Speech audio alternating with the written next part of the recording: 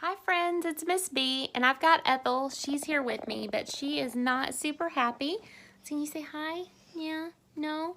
Her foot is hurting her right now, so she doesn't really want to play so much. But it reminds me of a word, worry. Do you guys ever worry?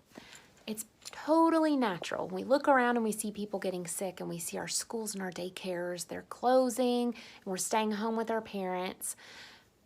A lot of us worry.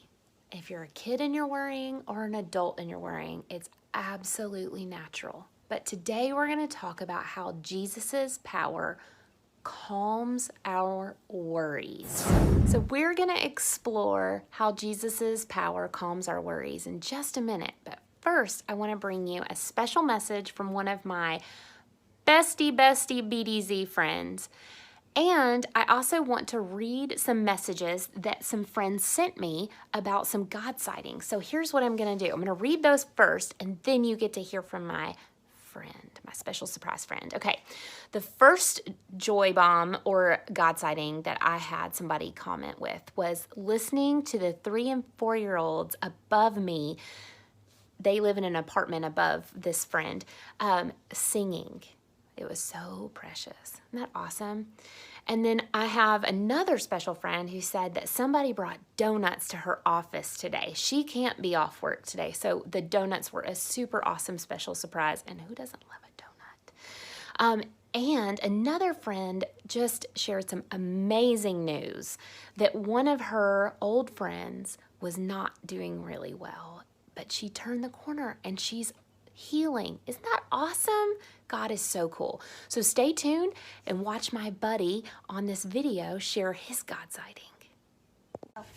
When did you have a God sighting this week? My sister fell. My mom, my dad took care of her.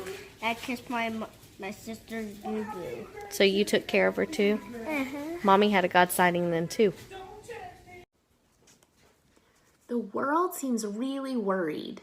Worried about the coronavirus, about jobs, about toilet paper. What are things that you are worried about right now?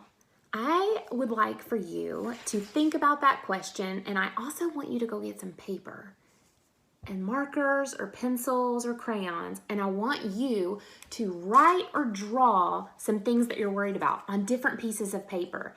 And each one, after you write it, so I'll write the word jobs. And when you're done writing it, what I want you to do is crumple it up, okay?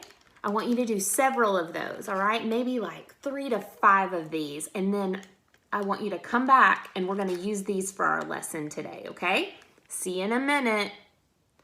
There was a guy in the Bible who trusted Jesus, but then started to worry, and things did not go so well. So if you want to follow along, look in your Bible at Matthew 14:22 through 33.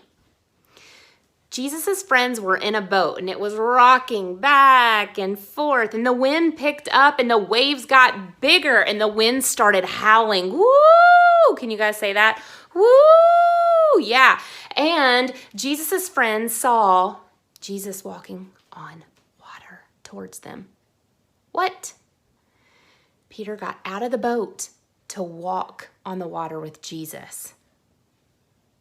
So I want you guys and your family to pick one person right now that's going to be Peter, okay? Today we have a helper, and her name is Taylor. Say hi, Taylor. Hello, Taylor. Taylor is going to be our Peter here at our house. Okay, Peter, stand up and look across the room, and we're going to pretend that where you're looking is where Jesus is waiting for you. You're going to step out onto the boat. So take a step up and over and stand on the water. You got it? You good? You're on the water, Taylor. Oh, Peter. Now take a step towards Jesus and keep your eyes on Jesus. And take another little step. And everybody else, as Peter walks, throw all those paper worries. Oh my goodness. That is exactly what it was like for Peter. He took his eyes off of Jesus and he started to sink. Once Peter took his eyes off Jesus and paid more attention to the worries around him than to Jesus, he sank like a rock. But Jesus grabbed Peter and saved him. So I've got a question for you to talk with your family about. What happened as you, whoever was Peter, tried to walk across the room and the papers kept hitting you? What was that like? So pause the video and talk about it. Out of all the things that you could be worried about, what's the one thing that you worry about the most? Share that with your family and pause the video.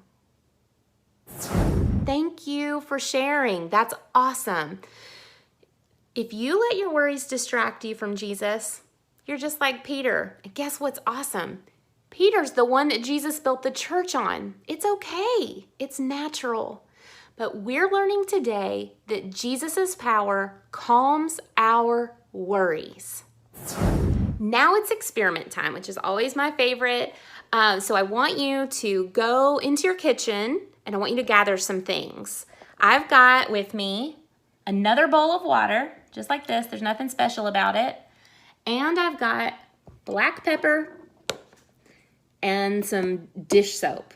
So nothing special, just things that you've got in your kitchen. Go grab them, and then you can do this really cool experiment with me as we continue to learn that Jesus' power calms our worries. All right, we're back.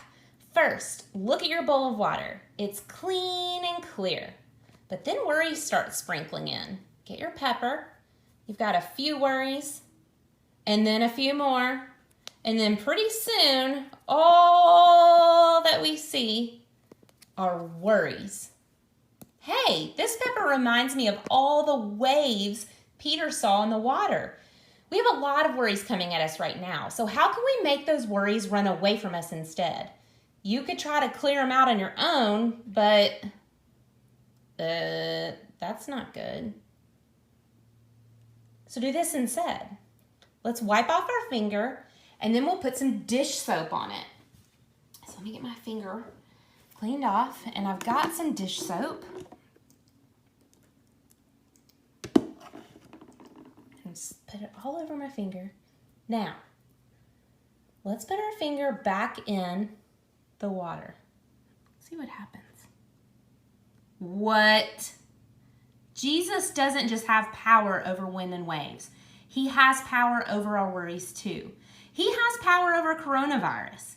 When we keep our eyes on Jesus, our worries stop bombarding us. They actually run away from us.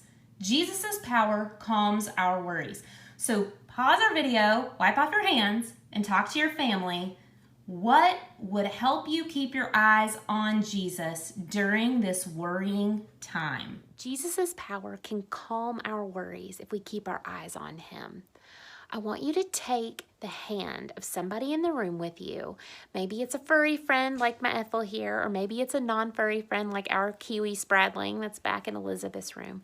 But I want you to take the person or the animal's hand, and I want you to pray for them using their name and ask for Jesus' help to keep their eyes on him. Hit the video to pause, and you guys pray together. Awesome prayer, you guys. Now, after the video is over, I want you to go get your thankfulness journal or even just a scrap piece of paper and draw a picture of a cross. Or maybe draw a picture of something else that helps you keep your eyes on Jesus. If you would like, you can send me a picture. You can text or message me a picture of what you've drawn, or even maybe a video of you explaining what you've done. And it might be able to be included in future videos. I would love to hear from you all. Know that I am praying for you, and I hope that you are praying for your family and friends, and even for us, and even for little Ethel over here who doesn't feel so good. And I will see you guys soon. I love you all, and have a wonderful week.